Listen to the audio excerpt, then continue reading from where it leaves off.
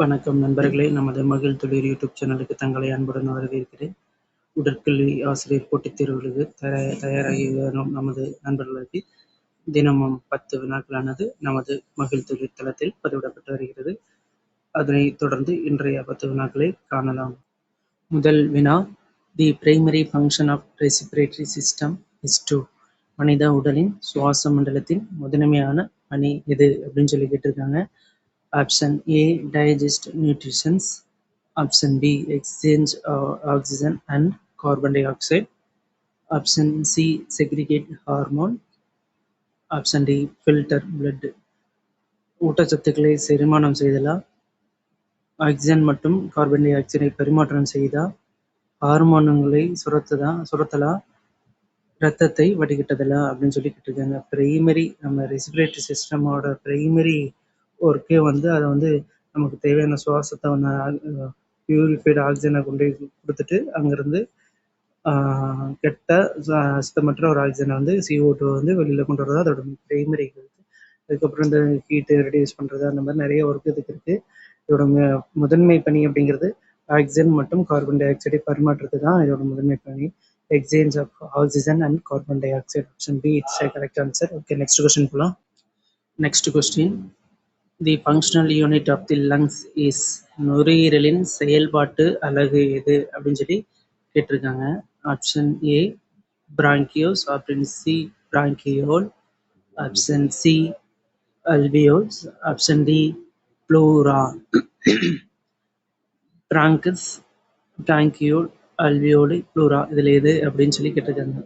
Function unit of lungs அப்படிங்கிறது நம்மளுக்கு வந்து ஈஸியாக தெரியும். அது வந்து நமக்கு அல்வியோலை அப்படிங்கிறதான் தெரியும். இதை வந்து நம்ம வந்து நர்வஸ் சிஸ்டம்க்கு நியூரான் அப்படின்னு சொல்லி நம்ம படிச்சிருக்கோம். இதுக்கே வந்து ஆன்சர் ஆப்ஷன் சி, அல்வியோலை அப்படிங்கிறதா இதுக்கான சரியான ஆன்சர். இது புரிஞ்சிருக்கும்னு நினைக்கிறேன். சிறுநீரகத்தின் செயலலகு எப்படின்னு கேட்டால் நெப்ரான். நரம்பு மண்டலத்தின் செயலலகு நியூரான். நுரையீரலின் செயலலகு அல்வியோலை அப்படிங்கிறதா இதனோட சிறப்பம்சம். ஓகே, நெக்ஸ்ட் கொஸ்டின் போகலாம். The wall of an alveolus is primarily. அல்வியோலை சுவர்களின் முக்கிய தன்மை என்ன அப்படின்னு சொல்லி கேட்டிருக்காங்க. Thick wall, option A thick muscular wall. Option B, thin single cell layer. Option C, double bony layer. Option D, cartilaginous wall. தடிமனான தசை சுவர்களால் ஆனதா, ஒற்றை அடுக்கு மெல்லிய சுவர்களால் ஆனதா, இரட்டை எலும்பு சுவர்களால் ஆனதா, குருத்தெலும்பு சுவர்களால் ஆனதான்னு சொல்லி கேட்டிருக்காங்க. அல்வியோலை நம்மளுக்கு தெரியும், சின்னதாக இருக்கும். நுரையீரலின் செயல்பாட்டு அலகு அப்படிங்கிறத நம்ம கடந்த கொஸ்டினில் நம்ம பார்த்தோம். இதோட சுவர் வந்து ஓரடுக்கு சுவர் தான், அது செல்களால் ஆனது. இங்கே வந்து இது வந்து ஆக்சிஜனை வந்து பரிமாற்றம் செய்வதற்கான வேலைகளை தான் இதோட மெயின் ரோல் அப்படிங்கிறதையும் நம்ம பார்த்துருக்கோம். ஒற்றை அடுக்குகளால் ஆனது இது. அதை வந்து செல்களால் அடுக்கி வைக்கப்பட்டிருக்கும். அதை தான் நம்ம இங்கே இந்த கொஸ்டினில் கேட்டிருக்காங்க. ஒற்றை அடுக்கு வாயு பரிமாற்றத்தில் இது வந்து முக்கிய பங்காற்றுறது. மெல்லிய சுவரால் ஆனது. இதுக்கான சரியான ஆன்சர் ஆப்ஷன் பி, ஒற்றை அடுக்கு மெல்லிய சுவர். தின் சிங்கிள் லேயர் செல் லேயர் அப்படிங்கிறது அதுக்கான இந்த செல் லேயர் அப்படின்னு சொல்லி கொடுத்துருக்காங்க பாருங்க. தின் சிங்கிள் மெல்லிய செல் லேயர், செல்களால் ஆகப்பட்ட ஒரு சுவரால் ஆனது அப்படிங்கிறது அதுக்கான சரியான ஆன்சர். நெக்ஸ்ட் கொஸ்டின் போகலாம். How many lobes are present in right lung of a healthy adult? சாதாரண நிலையில் ஒரு மனிதனின் வலது நுரையீரலில் எத்தனை லோப்ஸ்கள் உள்ளன அப்படின்னு சொல்லி கேட்டிருக்காங்க. வலது பக்கம் 3 லோப்ஸ் இருக்கும், இடது பக்கம் 2 லோப்ஸ் இருக்கும். வலது பக்கம் 3 லோப்ஸ் 2 ஃபிஷர் இருக்கும். அந்த 3 லோப்ஸ் அப்படிங்கிறது என்னன்னா சுப்பீரியர் லோப்ஸ், மிடில் லோப்ஸ், இன்ஃபீரியர் லோப்ஸ் அப்படிங்கிறது லோப்ஸ். இதில் 2 ஃபிஷர் இருக்கு. இது வந்து ஓப்ளிக்யூ ஃபிஷர் அண்டு ஹரிசாண்டல் ஃபிஷர் அப்படிங்கிற 2 ஃபிஷர்ஸ் இருக்கு. இடது நுரையீரல் வந்து 2 கதுப்புகளாக இருக்கும். இதில் வந்து ஓப்ளிக்யூ ஃபிஷர் அப்படிங்கிறது மட்டும்தான் இருக்கும். இதில் வலது பக்கம் 3 லோப்ஸுகள் 2 ஃபிஷர்ஸ், இடது பக்கம் 2 லோப்ஸ் 1 ஃபிஷர் அப்படிங்கிறது அதுக்கான சரியான ஆன்சர். ஆப்ஷன் பி தான் அதுக்கான 3 கதுப்புகள் லோப்ஸுகள் உள்ளன அப்படிங்கிறது தான் அதுக்கான சரியான answer. Option B 3 is correct answer. Okay, next question போலாம். அடுத்த question, why is the left lung smaller than the right lung? இடது நுரையீரல் வலது நுரையீரலை விட சிறியதாக இருப்பதற்கான முக்கிய காரணம் என்ன அப்படின்னு சொல்லி கேட்டிருக்காங்க. Option A, it contains more blood vessels. Option B, accommodates the heart.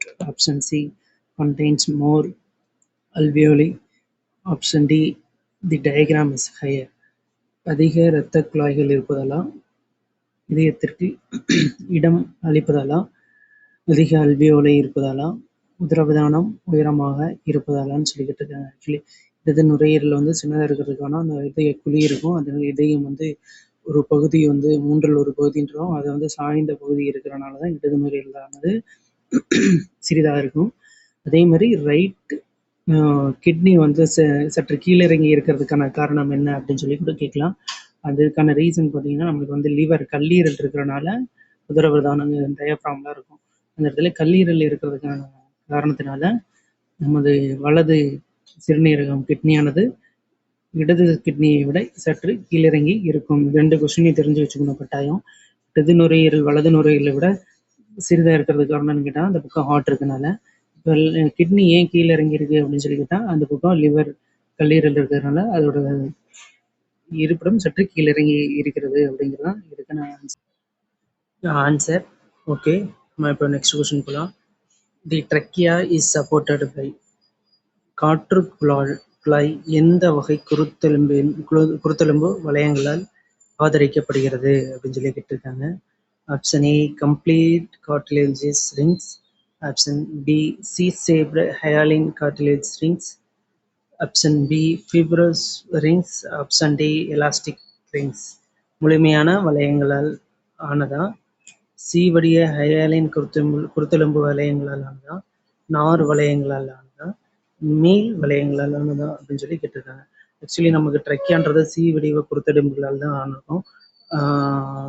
இதை மாற்றி கூட கேட்கலாம், சி வடிவ குருத்தெலும்புகள் எது அப்படின்னு சொல்லி கேட்கலாம். காற்றுக்குழாய் வந்து என்ன வடிவ எலும்புகளால் ஆதரிக்கப்பட்டுள்ளது அப்படின்னு சொல்லி கேட்கலாம். இந்த கொஸ்டின் எப்படி வேணாலும் கேட்கலாம். இது ஒரு முக்கியமான கொஸ்டின், ஞாபகம் வச்சுக்கணும். இதுக்கான ஆன்சர் சி வடிவ ஹைலின் குருத்தெலும்பு வளையங்களால் ஆனது. Option B, C shape hyaline cartilaginous rings அப்படிங்கிறதுக்கான சரியான ஆன்சர். நெக்ஸ்ட் கொஸ்டின் போகலாம். Gas exchange between alveoli and capillaries occurs mainly through alveoli மற்றும் நுண்ணி இரத்த குழாய்களுக்கு இடையே நடைபெறும் வாயு பரிமாற்றம் எந்த செயல்முறையால் நடைபெறுகிறது அப்படின்னு சொல்லி கேட்டிருக்காங்க. ஆப்ஷன் ஏ, active transport, osmosis. Option B. Option C, diffusion. Option D, filtration. செயற்பாட்டு கடத்தலா, ஓஸ்மோசிஸா, பரவலா, வடிகட்டலா அப்படின்னு சொல்லி கேட்டிருக்காங்க. ஸோ இதுக்கான ஆன்சர் வந்து பரவல் முறையில் தான் அதுக்கான செயல்முறையானது, வாயு பரிமாற்ற செயல்முறையானது நடைபெறுது. அல்வியோலிக்கும் நுண்ணிய இரத்த குழாய்க்கு ஆக்சிஜன் ஆனது தமனி வழியாக அந்த நம்ம ஆர்பிசி கொண்டு போகும். சரி, ரத்தத்தில் வந்து ஆக்சிஜன் ஆனது போகும், அங்கே போய் அல்வியோலை எடுத்துகிட்டு போகும், அல்வியோலை வாயு பரிமாற்றம் வரும், அங்கே நுண்ணிய தமனிகள் வழியானது வாயு பரிமாற்றமானது நிகழும். அது எந்த பரிமாற்ற முறை அப்படின்னா பரவல் டிஃப்யூஷன் பரிமாற்ற முறை தான் அதுக்கான வாயு பரிமாற்றம். அதுக்கான ஆன்சர் ஆப்ஷன் சி, பரவல் டிஃப்யூஷன் தான் அதுக்கான சரியான ஆன்சர். ஓகே, நெக்ஸ்ட் கொஸ்டின் போகலாம். When the diaphragm contracts during inspiration, சுவாசத்தின் போது உதரவிதானம் விரிவடையும், அதை சுருங்கும் போது சுவாசம் உள்ள போகும்போது என்ன நடக்குது, என்ன நிகழ்கிறது அப்படின்னு சொல்லி கேட்டிருக்காங்க. Option A, thoracic cavity volume decreases. Option B, air moves out of the lungs. Option C, thoracic cavity volume increases and air enters the lungs. Option D, heartbeat stops. மார்புக்குழியின் அளவு குறைகிறது, நுரையீரலிருந்து காற்று வெளியேறும், மார்புக்குழியின் அளவு அதிகரித்து காற்றே உள்ளே நுழைகிறது. ஆப்ஷன் டி, இதய துடிப்பு நின்று விடுகிறது அப்படின்னு சொல்லிக்கிட்டு இருக்கேன். டயப்ராம்னா என்ன, உதரவிதானம் நம்மளுக்கு வந்து லங்ஸ் கிட்ட இருக்கு. அந்த இது வந்து மீடியாஸ்டனம் அப்படிங்கிறது நம்ம நெஞ்சு பகுதி, அது வலது பக்கம் இடது பக்கம் நுரையீரல் பெருகக்கூடியது. டயப்ராம்ங்கிறது நம்ம 2 நுரையீரலுக்கு நடுவில் இருக்கக்கூடியது. அது கீழே வந்து நம்மளுக்கு இரைப்பை இருக்கு அப்படிங்கிறத நம்ம பார்த்துருக்கோம், தெரியும், படிச்சிருப்போம். மார்புக்குழி சுவாசத்தை நம்ம உள்ள மூச்சு இன்ஸ்பிரேஷன்னா மூச்சு உள்ள இழுக்கிறது. இப்போ மூச்சு உள்ள இழுக்கும்போது என்ன ஆகும், நெஞ்சுக்கூடானது நம்மளுக்கு டயப்ரம் ஆனது விரிஞ்சு கொடுக்கும், எல்லாம் விரிஞ்சு கொடுக்கும். அதுதான் இங்க சொல்றாங்க, மார்புக்குழியின் அளவு அதிகரித்து காற்றை உள்ளே செல்கிறது, நுழைகிறது அப்படிங்கிறது அதுக்கான ஆன்சர். ஆப்ஷன் சி, மார்புக்குழியின் அளவு அதிகரித்து காற்று உள்ளே நுழைகிறது. thoracic cavity volume increases and air enters the lungs அப்படிங்கிறது தான் இதுக்கான சரியான ஆன்சர். ஓகே, நெக்ஸ்ட் கொஸ்டின் போலாம். The double-layered membrane covering the lungs is called. நுரையீரலை மூடி பாதுகாக்கும் இரட்டை சவ்வு எது அப்படின்னு சொல்லி கேட்டிருக்காங்க. Option A pericardium, option B pleura, option C peritoneum, option D dura mater. அது பெரிகார்டியமா, ப்ளூராவா, பெரிட்டோனியமா, டியூரா மேட்டரா அப்படின்னு சொல்லி கேட்டிருக்காங்க. இதுக்கான ஆன்சரை வந்து ப்ளூரா. ஏன் ப்ளூரா அப்படின்னு சொல்லணும்னு கேட்டால், நம்ம வந்து நுரையீரலை சுற்றி இருக்கக்கூடிய ஒரு சவ்வு ப்ளூரா அப்படின்னு சொல்ல ஒரு ப்ளூரா அப்படிங்கிற ஒரு சவ்வு இருக்கும். இந்த சவ்வானது இரட்டை அடுக்கு சவ்வா இருக்கும். இது வந்து மார்பு கூட செர்ணத்தையும் நம்ம நுரையீரலை வந்து சுருங்கி விரியும் போது அந்த இடத்துல உராய்வு ஏற்படாமல் இருக்கிறதுக்காகவும் ஒரு செயல்பாடான ஒரு பணியை வந்து இந்த ப்ளூராவானது செயல்படுகிறது. அதனால தான் இதை வந்து இரட்டை அடுக்கு சவ்வு அப்படின்னு சொல்கிறோம். ஸோ இதுக்கான ஆன்சர் வந்து ஆப்ஷன் பி ப்ளூரா அப்படிங்கிறது தான் இதுக்கான சரியான ஆன்சர். ஓகே, நெக்ஸ்ட் கொஸ்டின் போகலாம். The normal resting respiratory rate in an adult is.